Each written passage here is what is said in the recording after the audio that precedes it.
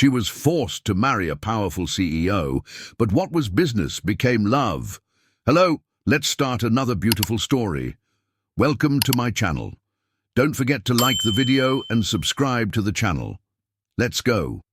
The late autumn wind whipped through Boston's financial district as Stella Carter stood at her father's office window, watching life continue 28 floors below. Inside, her world was shattering. There has to be another way. Her voice emerged stronger than she felt. Behind her, James Carter shifted in his leather chair. "The board meeting is tomorrow," her father said, his voice cracking. "Without this merger, we lose everything. Not just the company, the house, the foundation, your mother's medical research funding." The mention of her mother's legacy struck hard. 3 years after her death, the Catherine Carter Foundation continued her groundbreaking research into rare childhood diseases. Now it too would crumble unless Stella agreed to the unthinkable. She turned from the window and took the contract her father offered. The terms were simple in their brutality. Adam Lancaster, CEO of Lancaster Global, would acquire Carter Industries in a merger that would save the company and maintain the foundation's funding. In exchange, Stella would become Mrs. Lancaster, in what the contract termed a marriage of mutual benefit. "Did he specify why it has to be marriage?" Stella asked, though she already knew the answer. "His board wants him to settle down, show stability. His reputation for being ruthless has some investors nervous. A marriage to someone from a respected Boston family, especially one known for philanthropic work, would help humanize him," Stella finished bitterly. How convenient that he found a desperate company with a suitable daughter all in one deal. The next evening found Stella seated in a private dining room at the Bristol, her fingers wrapped around an untouched glass of wine. When Adam Lancaster entered, he filled the doorway with his presence before he even moved, tall and imposing, in a perfectly tailored black suit. His dark hair was swept back from a face that could have been carved from marble, but it was his eyes that caught her attention, grey as winter storm clouds, and just as promising of devastation. "Miss Carter!" His voice was deep, with the kind of cultivated accent that spoke of private schools and old money, though his wealth was entirely self-made. "Mr. Lancaster, I wish I could say it's a pleasure." Stella matched his firm handshake, noting the slight lift of his eyebrows, the first crack in his perfect composure. "Shall we dispense with pleasantries?" He took his seat. "I assume you've reviewed the contract."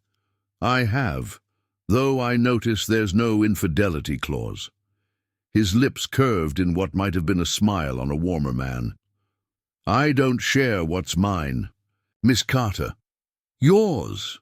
Stella set her glass down sharply. "I haven't signed anything yet, and I'm curious. Why marriage? Surely a man of your resources could find less complicated ways to improve his image." "Perhaps I appreciate efficiency. This arrangement solves multiple problems at once.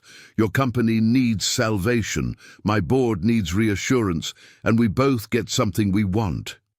"And what exactly do I get beyond watching my father's company become another trophy in your collection?"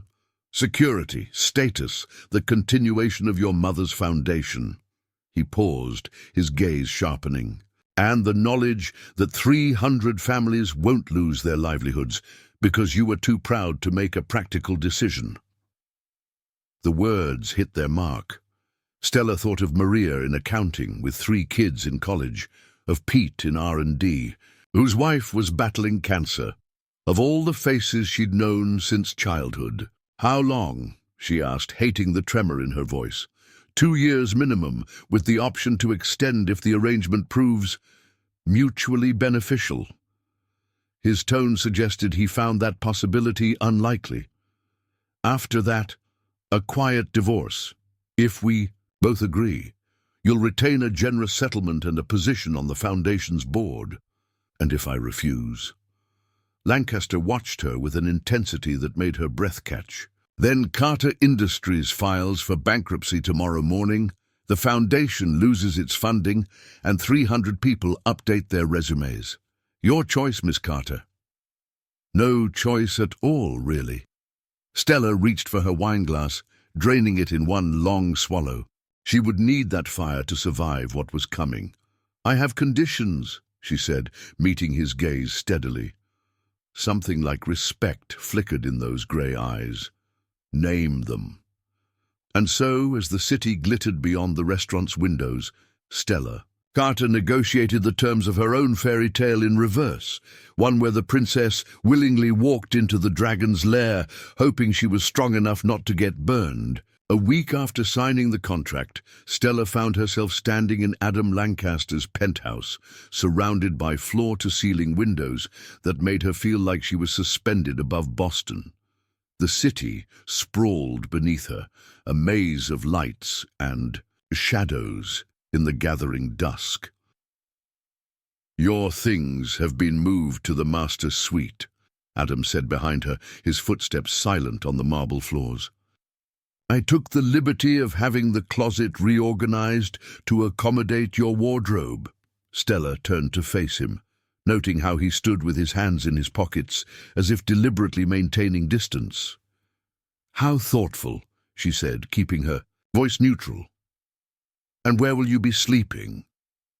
The East Wing has a perfectly adequate bedroom. He gestured vaguely down the hallway. I assumed you'd prefer separate arrangements. How considerate of you to ask. The sarcasm slipped out before she could stop it. A muscle ticked in his jaw. The wedding is in 3 days. I suggest we establish some ground rules before then. Rules? Stella moved to the kitchen island, running her fingers along its cool surface. Isn't that what the contract was for? The contract covers the legal aspects. I'm talking about day-to-day expectations. Adam walked to the bar, pouring 2 fingers of whiskey. He didn't offer her any. We'll be expected to attend certain social functions together. The annual charity gala is next month. I'd appreciate it if you could review the guest list and familiarize yourself with key board members and their spouses. Stella laughed, the sound sharp in the pristine space. You want me to study for our public appearances? Should I prepare flashcards? Adam took a measured sip of his drink. I want this arrangement to work smoothly. That requires preparation. Of course it does. Heaven forbid anything about this marriage feel natural or spontaneous. Stella opened her purse, pulling out a small notebook. While we're discussing expectations, I have a few of my own. Something that might have been... Amusement flickered across his face. By all means. I want unlimited access to the Foundation's operations. Full voting rights on the board, not just an honorary position. Done. Next. I maintain my own bank accounts and investments. Anything I earned before this marriage stays mine. Acceptable. He set his glass down. Though you'll need to use the joint account for public expenses. It would look odd if my wife was paying separately for dinner. The word wife sent an uncomfortable shiver down Stella's spine. Fine. And I want my own office at Lancaster Global, not for show. I expect to be involved in actual operations. This made him pause. The merger agreement already guarantees positions for key Carter Industries personnel. I'm not talking about them. I'm talking about me. Stella met his gaze steadily. I have an MBA from Harvard and 5 years of executive experience. I won't sit around playing trophy wife while you dismantle my father's company. No one is dismantling anything. His voice carried an edge now. The merger will strengthen both companies. Then you shouldn't object to having me involved. Stella closed her notebook with a snap. Unless you're worried about having your wife in the boardroom? Adam moved closer, and Stella forced herself not to step back. He smelled of expensive cologne and something darker, like thunderstorms gathering. Are you questioning my business decisions already, Miss Carter? You asked for my hand in marriage, Mr. Lancaster. My brain comes with it. They stood there, the tension crackling between them like static before a lightning strike. Finally, Adam's lips curved in that not-quite smile. Very well, you'll have your office, though I should warn you, I don't tolerate challenges to my authority in the boardroom. Noted, and I don't tolerate being underestimated. Stella gathered her purse. Now, if you'll excuse me, I need to unpack. She turned to leave, but his voice stopped her. One more thing. When she looked back, his expression was unreadable. The press will be watching us closely after the wedding. We need to appear compatible. Meaning? Meaning you'll need to work on that deer-in-headlights look whenever I touch you in public. Stella's cheeks burned. I do not. You flinched when I took your arm at the engagement announcement. His tone was clinical, as if discussing a business strategy. It won't do. We should practice. Before Stella could process his words, Adam closed the distance between them. His hand settled on her waist, firm but not forceful. Relax, he murmured. This is business, nothing more. Stella forced her muscles to uncoil, though her heart hammered against her ribs. Adam's other hand came up to cup her cheek, and she had to fight not to pull away. His skin was warm, his touch surprisingly gentle. Better, he said softly, though your eyes still give you away. Try to look at me like you don't hate me quite so much. I don't hate you, Stella managed. I just don't trust you. Something shifted in his gaze then, a crack in the icy facade. Good. Trust makes people weak. Keep that instinct. You'll need it in this world.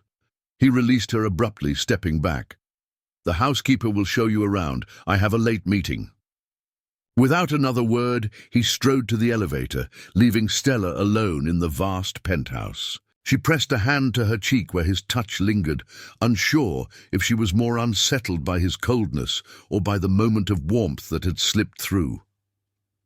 One thing was certain. Living with Adam Lancaster would be like dancing on a knife's edge. A soft chime announced the arrival of Mrs. Reynolds, the housekeeper, a kindly-looking woman in her 60s. "Shall I show you to your room, Mrs. Lancaster?" The name hit Stella like a physical blow. This was real.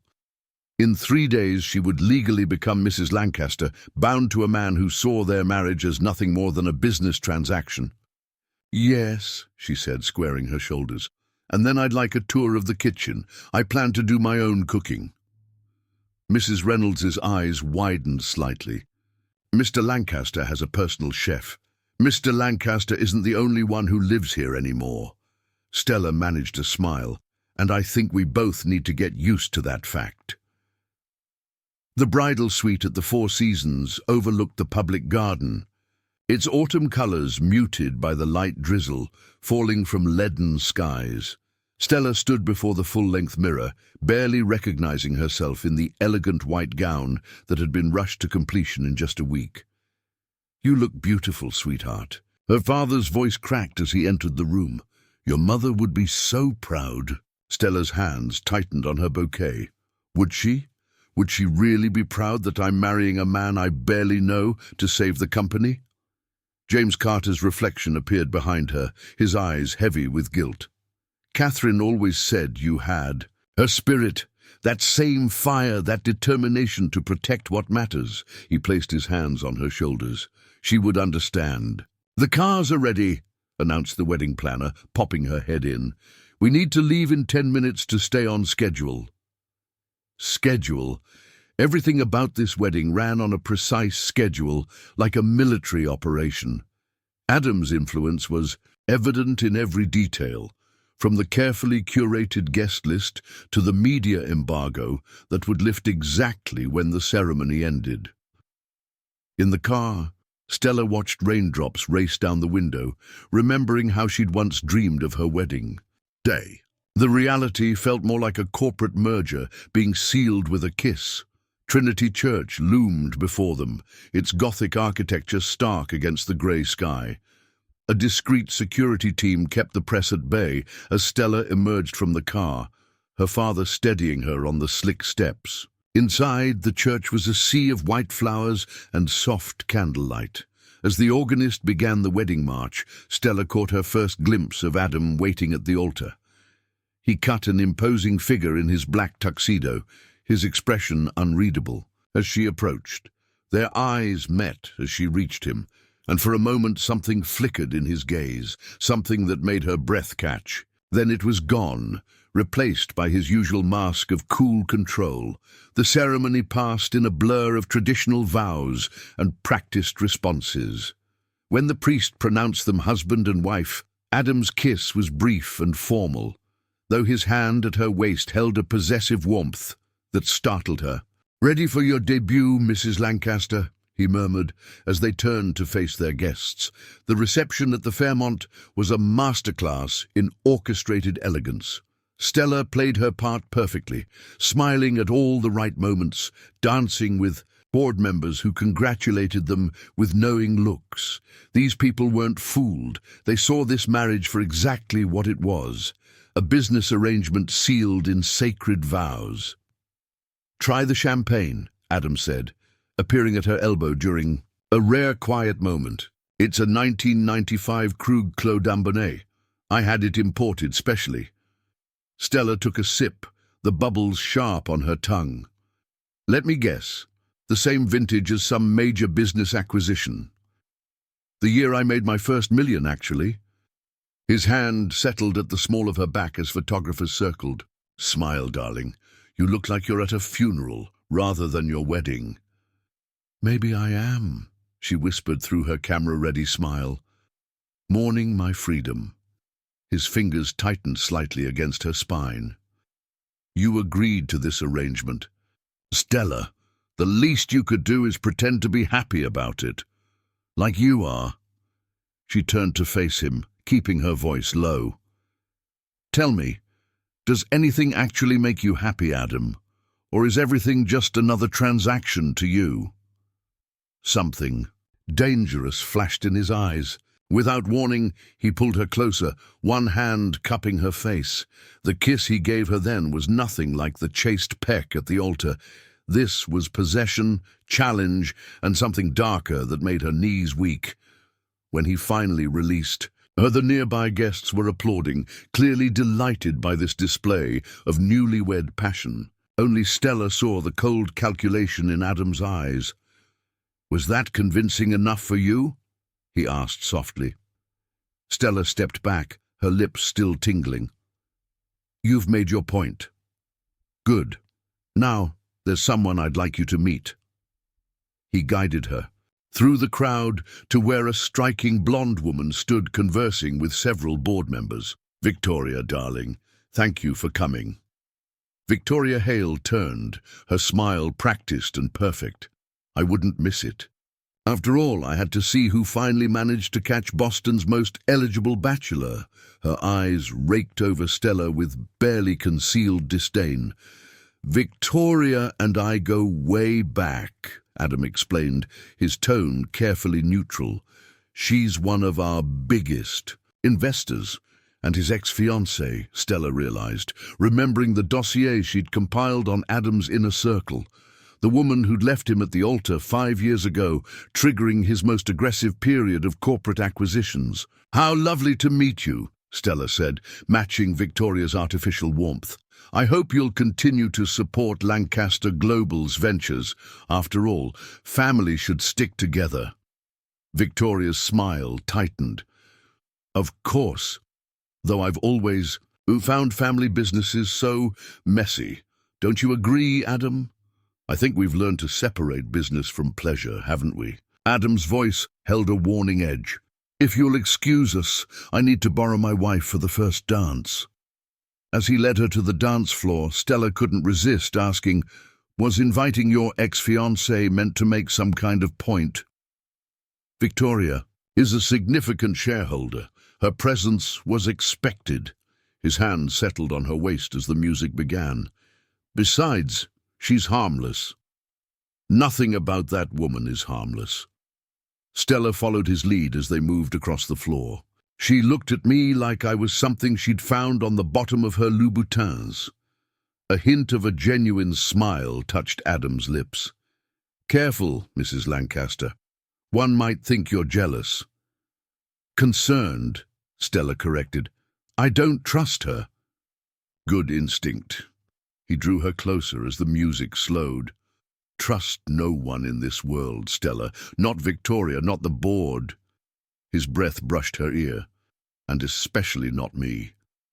As they danced beneath the crystal chandeliers, Stella wondered if he'd meant those words as a warning or a challenge. Either way, one thing was becoming clear. This marriage of convenience was going to be anything but simple. Stella's first board meeting as Mrs. Lancaster came 3 days after the wedding. She chose her armor carefully. A tailored black suit, pearl earrings that had belonged to her mother, and the same red-soled heels she'd worn when closing her biggest deal at Carter Industries. The Lancaster Global Boardroom occupied the top floor of their downtown headquarters, all gleaming mahogany and sweeping views. As Stella entered, conversations hushed and heads turned. She felt the weight of their judgment. The bride who'd married into power, the daughter of a failing company. Adam was already seated at the head of the table, looking every inch the CEO in a charcoal suit that probably cost more than most people's monthly salary. His expression didn't change when she walked in, but his eyes tracked her movement. Mrs. Lancaster, he acknowledged coolly, please take your seat. She noticed he'd placed her at the far end of the table, as far from him as possible. A power play meant to establish her place in the hierarchy. Stella smiled, walking past the empty chair to take the seat directly to his right, the spot. Traditionally reserved for the CFO, a ripple of murmurs went through the room. Adam's jaw tightened almost imperceptibly. Actually, he said quietly, I believe your seat is next to my husband, Stella finished, opening her portfolio with practiced ease. Unless there's some reason you don't want me here. Their eyes, locked in a silent battle of wills. Around the table, board members shifted uncomfortably. Of course not, Adam finally said, his tone carrying a warning she chose to ignore. Shall we begin? The meeting proceeded with brutal efficiency as they reviewed quarterly projections and acquisition targets. Stella absorbed every detail, asking pointed questions that made several board members squirm. When they reached the topic of Carter Industries integration, she leaned forward. The timeline seems aggressive, she noted, highlighting a figure on her tablet.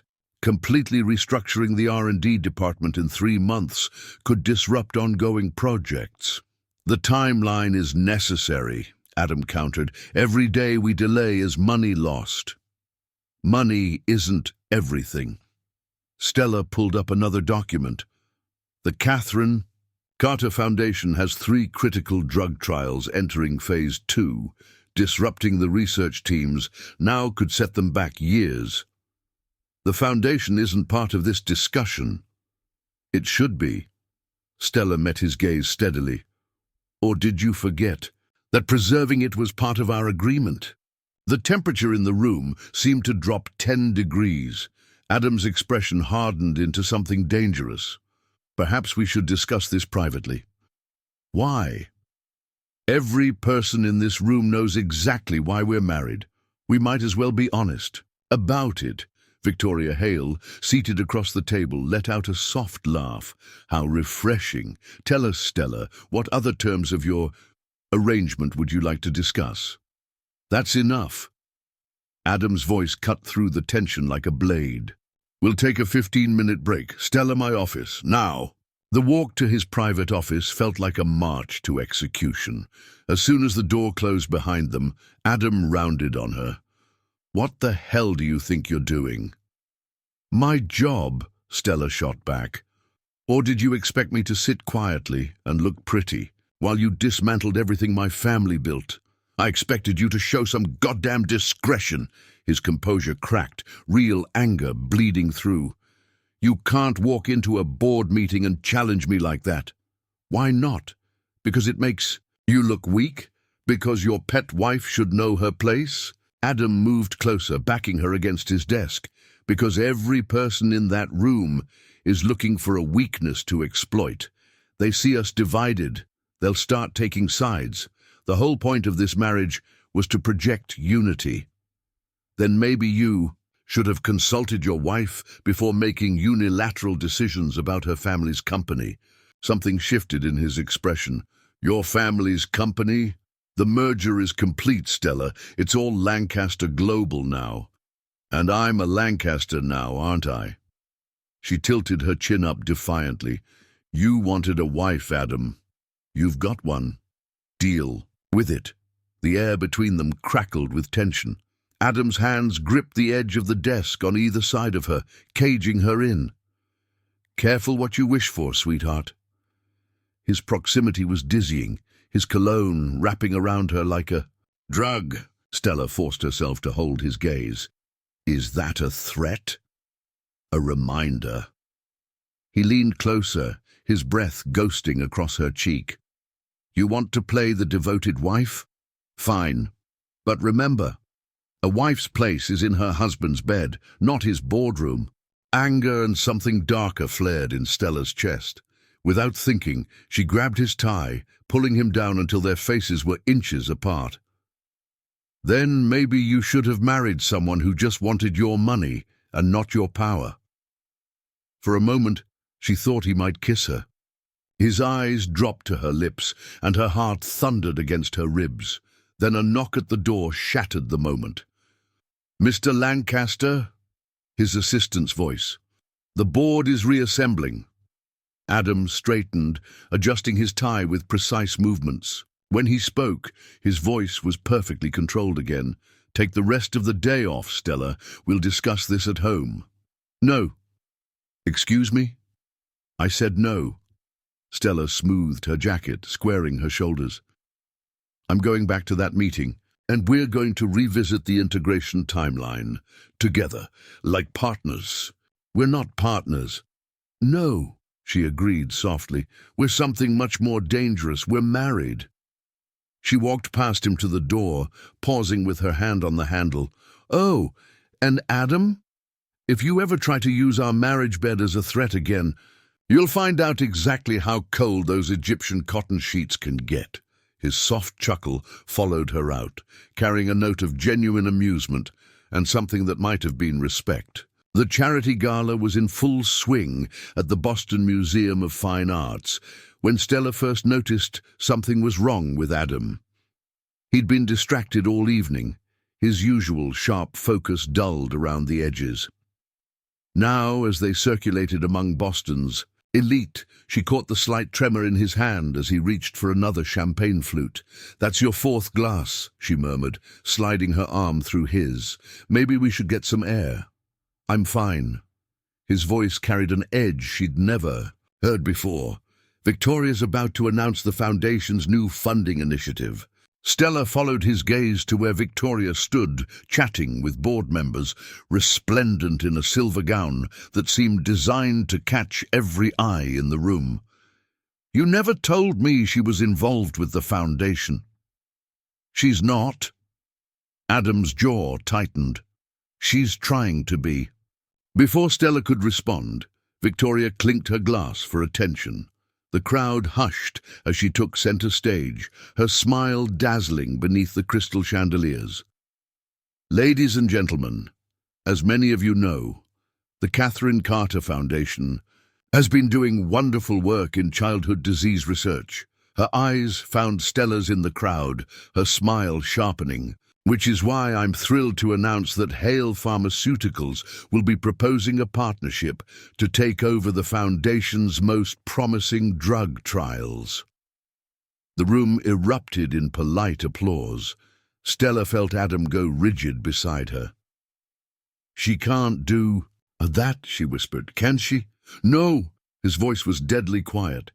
But she's making the offer public to force our hand. He started toward Victoria, but stumbled slightly. Stella caught his arm, steadying him. Adam. Real concern crept into her voice. What's wrong? Nothing. I need to handle this. But his face had gone ashen, a sheen of sweat visible on his forehead. You need to sit down. Stella tightened her grip on his arm, steering him toward a quiet alcove. When was the last time you ate? He shook his head, trying to pull away. I don't have time for this. Victoria's making her move. Victoria can wait. Stella pushed him onto a velvet settee, her hand finding his wrist. His pulse raced beneath her fingers. Your blood sugar is crashing. When did you last eat? Something flickered in his eyes. Surprise, maybe, at her concern. Yesterday, maybe there were meetings. Jesus, Adam. Stella dug through her clutch, pulling out a protein bar she kept for emergencies. Eat this, now. To her surprise, he complied without argument. As color slowly returned to his face, Stella studied him with new eyes. The perfect suits and controlled demeanor had hidden it well, but now she saw the shadows under his eyes, the strain around his mouth. How often does this happen? She asked quietly. It doesn't. Don't lie to me. She sat beside him, keeping her voice low. Mrs. Reynolds mentioned you missed dinner 3 times this week. Your assistant said you've been scheduling meetings. Through lunch. You've been checking up on me. I've been doing my job as your wife. The words surprised them both. Even if it's just for show, I won't let you work yourself to death on my watch. Adam was silent for a long moment, studying her face as if searching for something. Why do you care? Because contrary to what you might think, I'm not actually heartless. Stella straightened his bow tie with careful fingers. And because Victoria is out there trying to take apart my mother's legacy, and I need you at full strength to help me stop her. A ghost of his usual smirk touched his lips. Using my weakness to your advantage. I'm impressed. I learned from the best. She stood, offering her hand. Now, are you ready to go remind Victoria exactly who she's dealing with? The look he gave her then was different from anything she'd seen before. Warmer, almost soft around the edges. He took her hand, letting her pull him up. Together? He asked, and for once there was no mockery in his voice. Together. They emerged from the alcove to find Victoria holding court near the donation tables. She turned as they approached, her smile faltering slightly at their united front. Adam, darling, I was just explaining to the board how beneficial this partnership could be. The foundation isn't for sale, Victoria. Stella's voice carried across the hushed crowd. And if you've actually read our research protocols, you'd know you're proposed. Trials would violate our ethical guidelines. Victoria's eyes narrowed. I wasn't aware you had such detailed knowledge of the Foundation's operations. My wife, Adam said, his hand settling possessively on Stella's lower back, has been personally overseeing the Foundation's integration with Lancaster Global. Perhaps if you'd attended more than just the social functions, you'd know that. The subtle dig hit home. Victoria's perfect smile cracked just slightly. I only had the Foundation's best interests at heart. No, Stella said quietly. You had your own interests at heart. The Foundation's work will continue as planned, under joint Lancaster-Carter oversight. But thank you for your concern. As they moved away, leaving Victoria seething in their wake, Stella felt Adam's lips brush her ear. That was ruthless, Mrs. Lancaster. I'm starting to think we might make a good team after all. Stella suppressed a shiver at his proximity. Don't get too excited. I still don't trust you. But you care. His voice held a note of wonder, as if this revelation was still sinking in. She turned to face him, reaching up to straighten his bow tie again, a gesture that was becoming dangerously familiar. Let's just say I'm invested in keeping you alive long enough to see how this plays out. His hand caught hers before she could pull away, his thumb brushing across her knuckles. Have dinner with me. We live together. We have dinner together all the time. No, he said softly. Have dinner with me, just us. No business, no pretense. Let me thank you properly for tonight. Stella searched his face, looking for the calculation, the hidden agenda she'd come to expect. But for once, His grey eyes held nothing but sincerity. "Okay," she heard herself say, "but I choose the restaurant, and you actually have to eat." His smile then, real and unguarded, made something flutter in her chest. Deal. As they rejoined the gala, Stella wondered if she'd just crossed a line she couldn't uncross. But watching Adam move through the crowd with renewed energy, his hand warm against her back, she found she didn't entirely regret it. Stella chose a small Italian restaurant in the North End, far from the usual haunts of Boston's corporate elite, the kind of place where the tablecloths were checkered, the wine came in carafes, and no one cared if you were wearing last season's shoes. Adam looked almost comically out of place in his $1,000 suit, studying the laminated menu with the same intensity he usually reserved for acquisition reports. No prices listed. That's because it's about the food, not the cost. Stella poured them each a glass of house red. "When was the last time you ate somewhere that didn't have a Michelin star?" "I eat at plenty of regular restaurants. The Four Seasons doesn't count." A hint of a smile touched his lips. "Fine. It's been a while." The owner, Mario, came to take their order personally. He'd known Stella since she was a child coming. Here with her parents, his eyebrows shot up when she introduced Adam as her husband. "This one?" He gestured at Adam with his notepad. "He looks too serious for you, Stellina." "He's working on it," Stella said, earning a surprised look from Adam. After Mario left, Adam leaned forward. "Stellina? It means little star in Italian." She took a sip of wine. "My mother used to bring me here after my dance recitals. We'd split a plate of tiramisu and she'd tell me stories about her research." "You never talk about her." His voice was gentle, encouraging. "Neither do you." "Neither do I what?" "Talk about your mother." Stella watched his expression shudder. "In fact, you've never mentioned your family at all." Adam's fingers tightened around his wine glass. "There's nothing to tell." "Victoria seemed to think otherwise. At the gala, she mentioned something about your father." "Victoria needs to learn to keep her mouth shut." The words came out sharp, brittle. Stella studied him across the candle-lit table. "What happened?" For a long moment she thought he wouldn't answer. Then Mario arrived with their food, steaming plates of handmade pasta that momentarily distracted them both.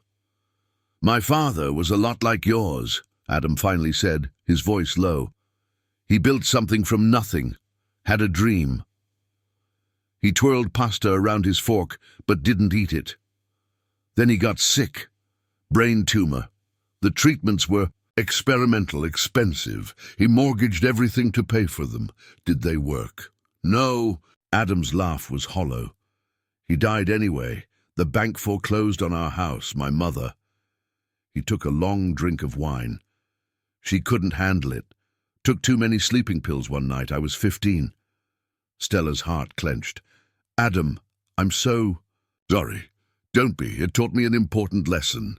His eyes met hers, hard as steel. "Never let emotions drive business decisions. Never risk everything for love." "Is that why you let Victoria go? When she left you at the altar?" His expression darkened. "She didn't leave me. I ended it when I discovered she was feeding information. And to our competitors, the wedding would have been the perfect cover for a hostile takeover." "God." Stella sat back. "No wonder you treat marriage like a business transaction." "Don't." Something raw entered his voice. "Don't analyze me, Stella. Not tonight." She reached across the table, covering his hand with hers. To her surprise, he didn't pull away. "Eat your pasta," she said softly, "before Mario comes back and scolds us both." The tension slowly bled from his shoulders. He took a bite, and his eyebrows lifted.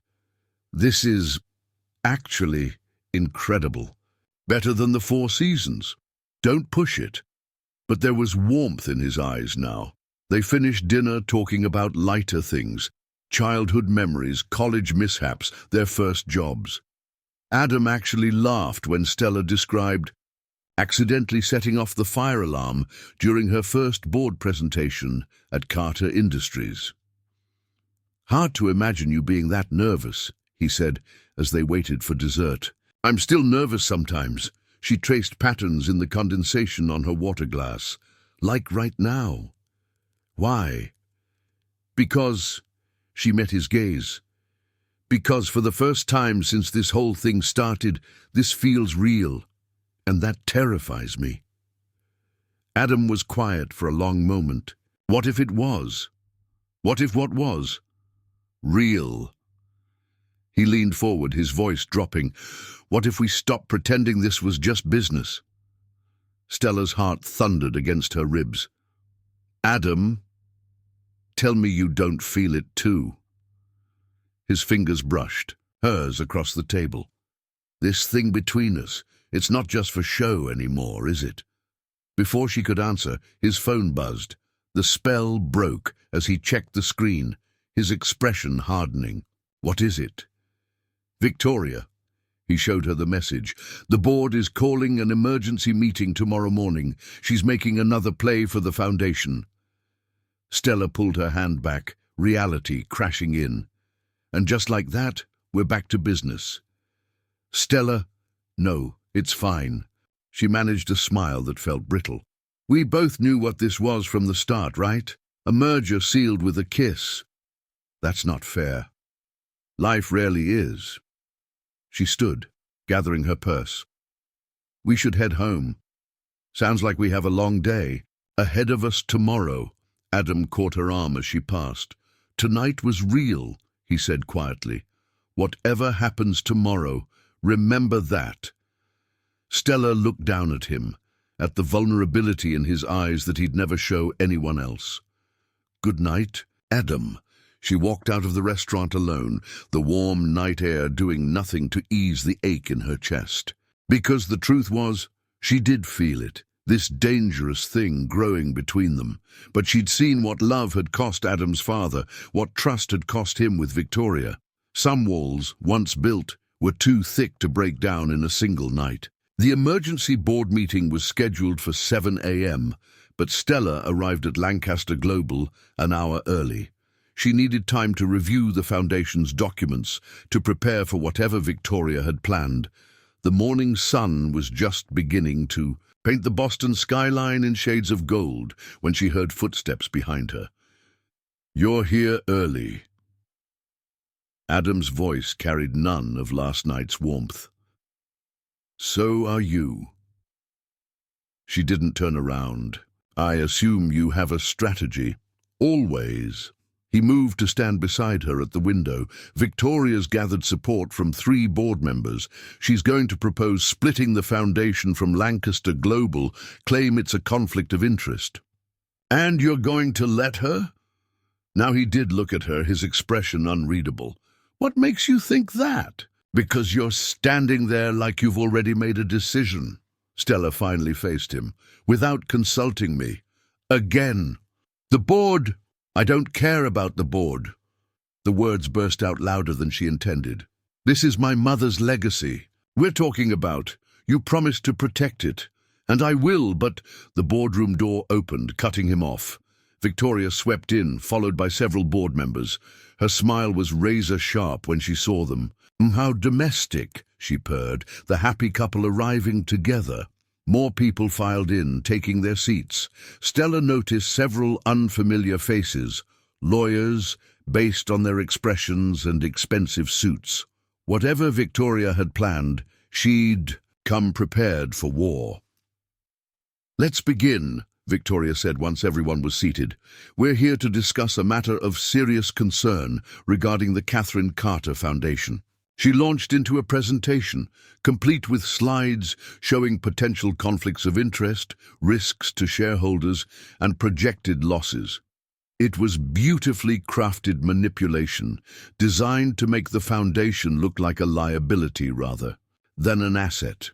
"Furthermore," Victoria continued, "having Mrs. Lancaster oversee the foundation while holding a position at Lancaster Global creates an untenable situation. We propose separating the foundation entirely with independent oversight.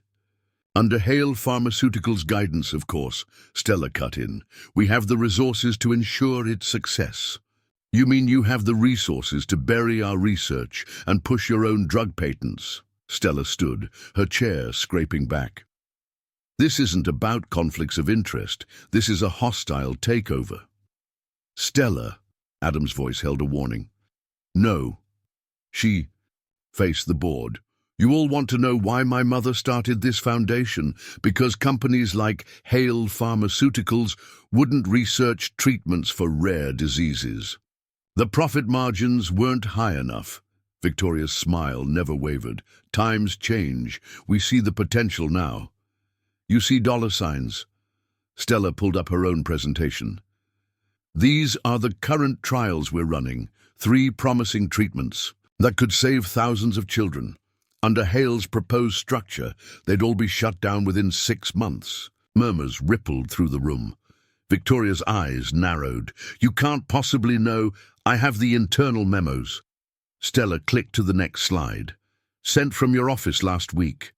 Interesting reading. The color drained from Victoria's face. Where did you get those? You're not the only one who knows how to play corporate games. Stella's smile was cold. I learned from the best, after all. She glanced at Adam, but his expression was impossible to read. This is ridiculous, Victoria snapped. Adam, control your wife. The room went deadly silent. Stella felt rather than saw Adam tense beside her. Careful, Victoria, he said softly. You're letting your mask slip.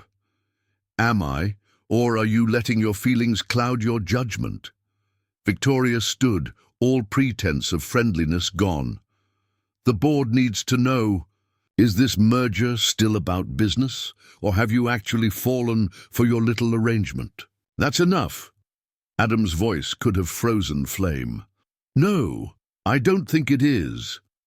Victoria turned to the board. Adam Lancaster used to understand that emotion has no place in business.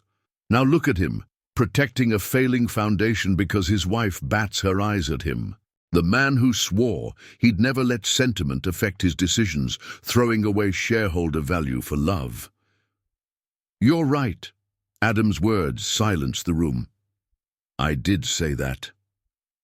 Stella's heart stuttered in her chest. Adam? He stood slowly, buttoning his suit jacket with precise movements. Emotion has no place in business decisions. The foundation is a liability. The numbers don't lie. No, Stella grabbed his arm. Don't do this. He wouldn't look at her. The board will vote on Victoria's proposal. If they choose to separate the foundation, then you'll have broken every promise you made. Stella's voice cracked. Not just to me, but to yourself. Finally, he met her eyes. For a moment, she saw something there. Pain, regret, maybe even love.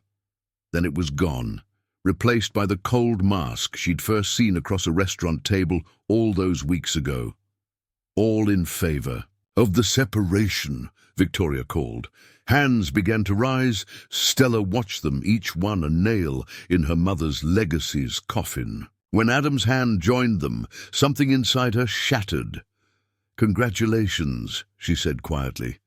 You just proved every cynical thing I ever thought about you was right.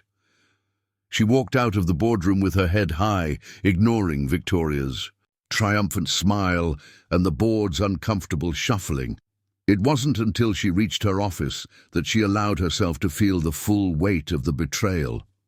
A shadow appeared in her doorway. Stella, don't. She didn't turn around. Just don't. You don't understand. I understand perfectly. Now she did face him, letting him see her tears. You made a business decision. Isn't that what our whole marriage is? Just another transaction?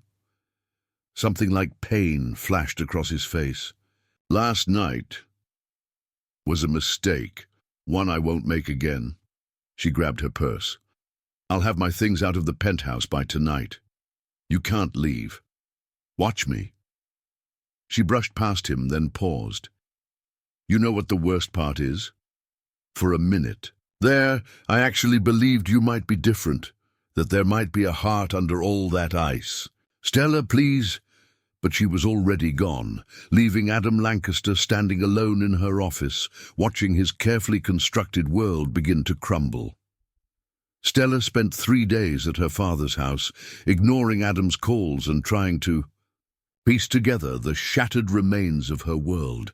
On the 4th morning, she woke to find James Carter standing in the kitchen with a worn leather briefcase she'd never seen before. It was your mother's, he said without preamble.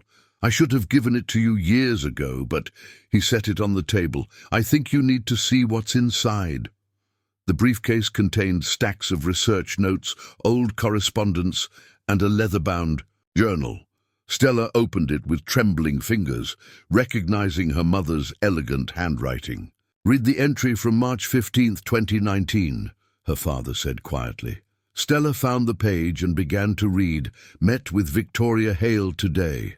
She's offering partnership, but her terms are impossible. She wants exclusive rights to all future patents. When I refused, she implied there might be regulatory issues with our current trials. I won't be threatened. Whatever happens, the Foundation's work must continue. Mum never mentioned this, Stella said, looking up at her father. Catherine was protecting you.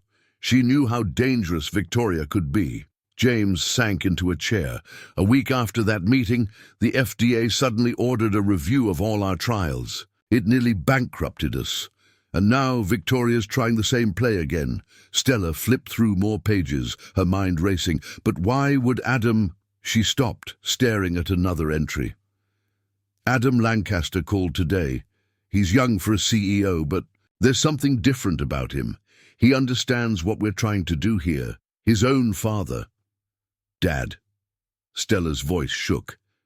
Did Mom know Adam's father? James nodded slowly. Robert Lancaster was one of her first patients in the experimental trial program. She tried everything to save him, but he died anyway. Stella remembered Adam's words at the restaurant, and Adam blamed himself for not being able to afford better treatment. She stood abruptly, moving to her laptop. I need to see something.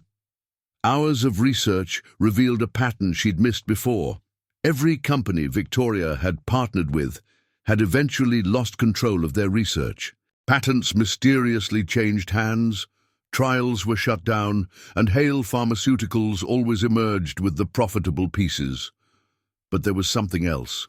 Financial records showing massive stock purchases by shell companies in the days before. Each takeover, someone had been profiting from insider information. Stella's phone buzzed again. Adam's name flashed on the screen, but this time she noticed something else. The date. Exactly 5 years ago, he'd called off his wedding to Victoria. Oh my God!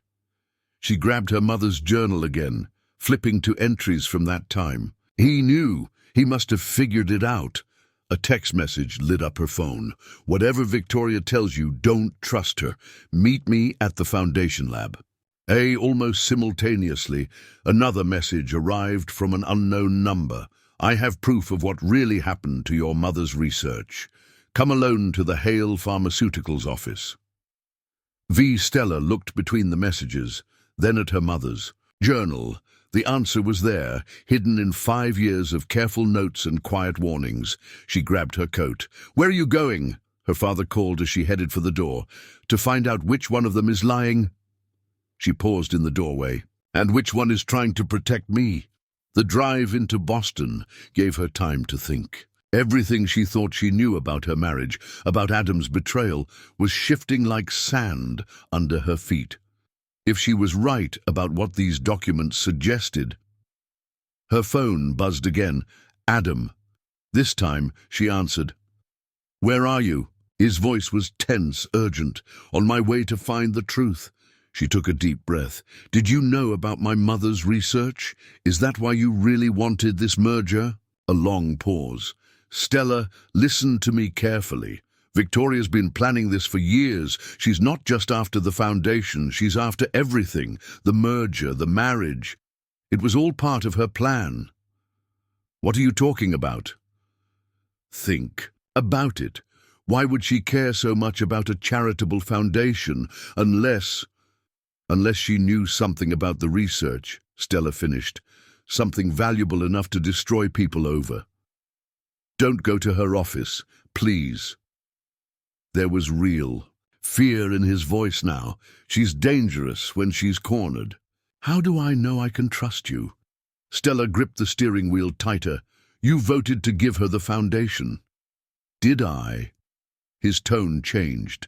Check the official record. Count the votes again. Stella's heart skipped. She hadn't actually stayed to see the final tally. I'm going to fix this, Adam said softly, but I need you to trust me one more time. Stella closed her eyes briefly, remembering his face in the candlelight at Mario's, the way he'd looked when he talked about his father, when he'd started to let her see the man behind the mask. Okay, she said, but this is your last chance. Adam, no more lies. No more lies, he agreed. And Stella, I'm sorry for all of it. I should have told you the truth from the beginning. She ended the call, turning her car toward the Foundation's research facility. Whatever game Victoria was playing, whatever Adam was planning, it was time to uncover the truth that had been buried for 5 years. As she drove through the rainy streets, Stella thought about fairy tales, not the kind with perfect princes and happy endings, but the older, darker ones. The stories where love and trust had to be earned through trials by fire. She'd walked into this marriage believing it was just business.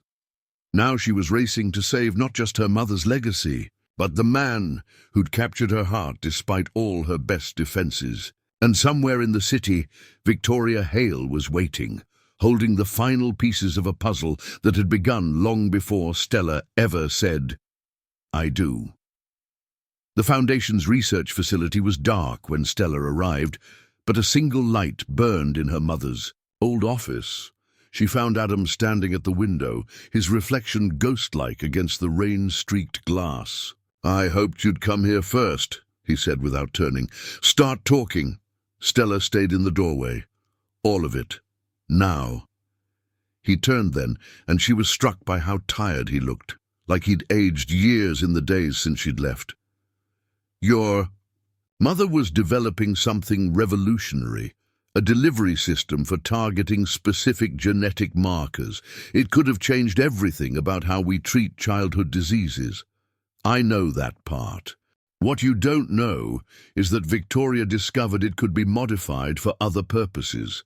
Military applications, enhancement drugs, things that could be worth billions to the right buyers. Stella's breath caught. That's why she wanted the patents. Catherine refused to weaponize her research, so Victoria started digging, looking for pressure points. Adam's jaw tightened. She found out about the early trial failures, threatened to expose them, destroy the Foundation's credibility.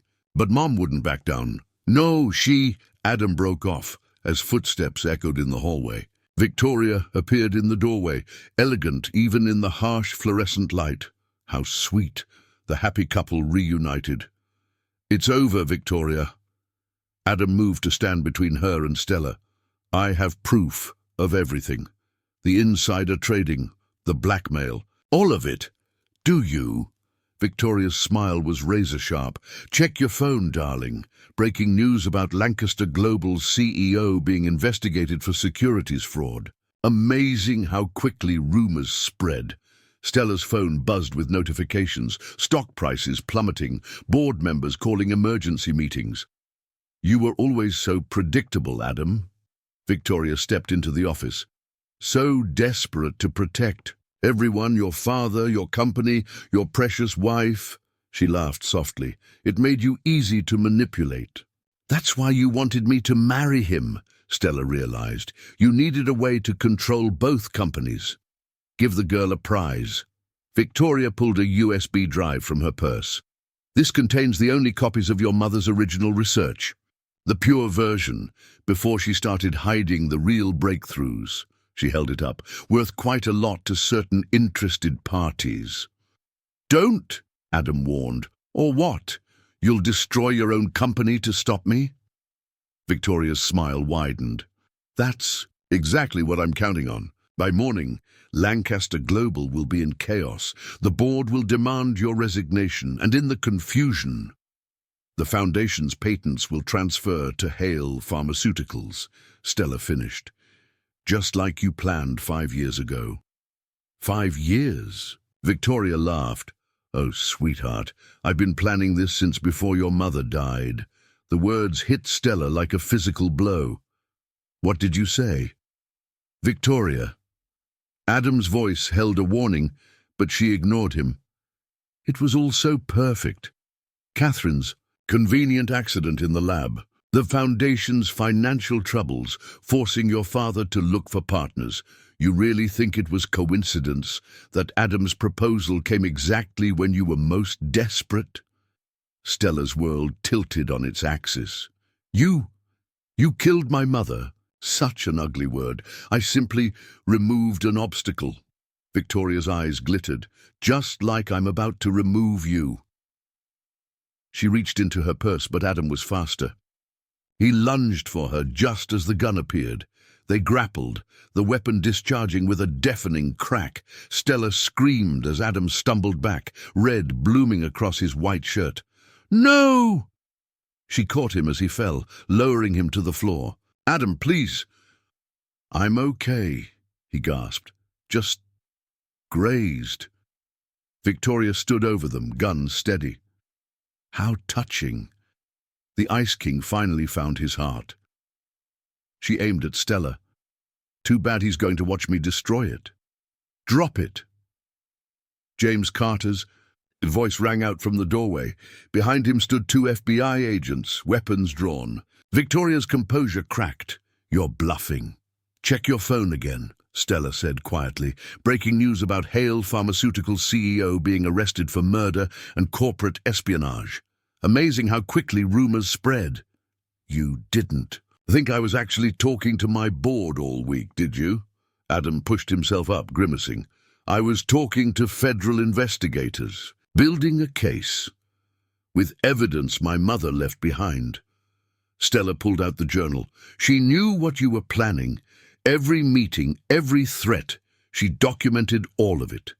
She knew you'd come after the Foundation eventually. Victoria's hand trembled. You're lying. My mother taught me a lot of things, Stella said, helping Adam to his feet. But the most important lesson, always keep a backup copy. The USB drive clattered to the floor as Victoria's composure finally shattered. The FBI agents moved in, reading rights that were drowned out by her screams of rage. As they led her away, Stella turned to Adam. You should have told me. I couldn't. He touched her face with a shaking hand. If Victoria had suspected you knew anything, you'd have been in danger. I had to keep you safe by pushing me away, by making sure she thought she'd won. His eyes held so much pain, so much love. I never meant to hurt you. Everything else, the merger, the marriage, it started as a way to protect your mother's work. But somewhere along the way, you fell in love with me. Stella's voice wavered. Completely. He pulled her closer. And I've been terrified ever since. Why? Because the last time I loved someone, she betrayed me. The last time I trusted someone, I lost everything. His forehead rested against hers. I couldn't bear to lose you too. You almost did, Stella whispered. By not trusting me with the truth. I know. His hand curled around her neck. Give me a chance to make it right. No more lies, no more holding back. Just us, figuring this out together. Stella looked up at him. This man who'd married her for business, but stayed for love, who'd pushed her away to protect her, who'd risked everything to bring down the woman who destroyed both their families. Together, she agreed, and kissed him as the rain finally began to clear. 1 year later, Stella stood in her mother's old office at the foundation, now modernized but still holding echoes of the past. The view of Boston's skyline hadn't changed, but everything else had. Victoria's trial had dominated headlines for months. In the end, the evidence was overwhelming, not just for Catherine Carter's murder, but for years of corporate espionage and manipulation. The day Victoria was sentenced to life in prison, Stella had visited her mother's grave, placing fresh flowers and the news clipping that finally brought justice. "Ready?"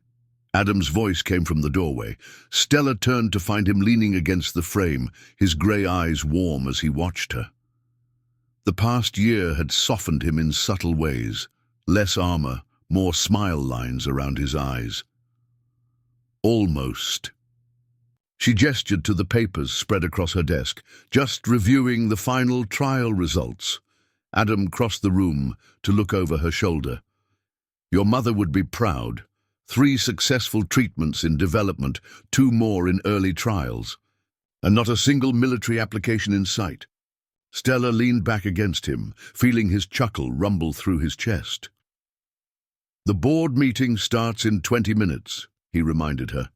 "Though I suppose being late to your own appointment as CEO is somewhat traditional." After Victoria's arrest, the truth about Lancaster Global's merger with Carter Industries had come out. Adam had stepped down as CEO, taking the position of chairman instead. Today, the board would formally approve Stella as his successor, a decision based on merit, not marriage. Speaking of traditions, Stella turned to face him. "Mario called. He's holding our usual table for tonight." Adam's smile widened. "Anniversary dinner?" 1 year since that first real date. She straightened his tie, a gesture that had become comfortingly familiar. "When you finally told me about your father, and I started to see the real you." "I was terrified that night," he admitted. "Not of sharing my past, but of how much I wanted to. And now, his hands settled on her waist. "Now I'm terrified of how much I love you, but in a good way." Stella laughed. "A good way. The kind of terror that reminds you you've got something worth losing." He kissed her softly. "The kind that makes you fight harder to keep it." A knock at the door interrupted them.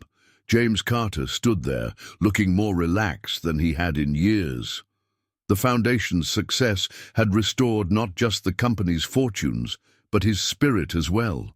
"They're ready for you in the boardroom," he said. "Both of you." Stella gathered her papers, but Adam caught her hand before she could leave. "Wait. There's something I want to give you first." He pulled a small velvet box from his pocket. Inside was a delicate gold ring set with a single star sapphire. "Adam." Stella's breath caught. "We're already married." "We're legally married," he corrected.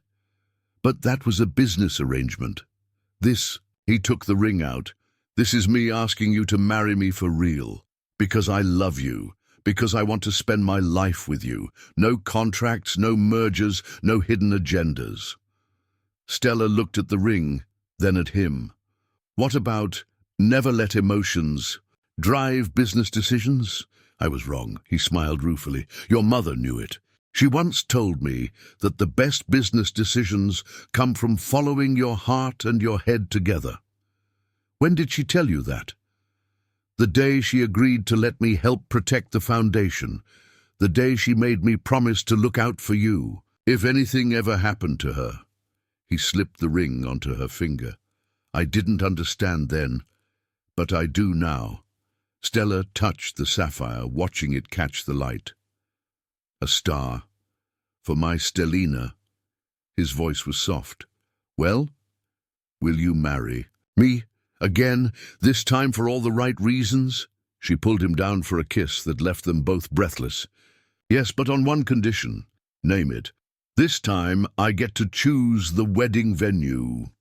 Adam laughed, the sound free and genuine. "Let me guess. Mario's. It's where we first became real, she said simply. He tucked a strand of hair behind her ear, his touch infinitely tender. I love you, Stella Lancaster, every brilliant, challenging, impossible inch of you. I love you too, she smiled, even when you're being a cold, controlling CEO. Former CEO, he corrected. You're the boss now, remember? Damn right I am. She gathered her papers again. Now shall we go tell the board that Lancaster Global is about to be run by the woman who married the boss for all the wrong reasons and stayed for all the right ones? Adam offered his arm, his eyes dancing. Lead the way, Mrs. Lancaster. I've learned it's better not to argue with my wife. As they walked to the boardroom, Stella thought about fairy tales again.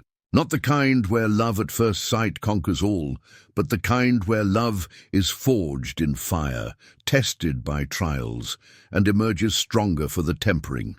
She and Adam had started as a business arrangement, become partners in conspiracy, and finally found their way to true love. It wasn't the story she'd expected, but it was better than any fairy tale she could have imagined. Because this one, with all its complicated, messy, beautiful truth, was real, and they would write the rest of it together. The end. That was a beautiful story, wasn't it? I hope you enjoyed it. Please like the video and subscribe to the channel. Your collaboration is very important to me.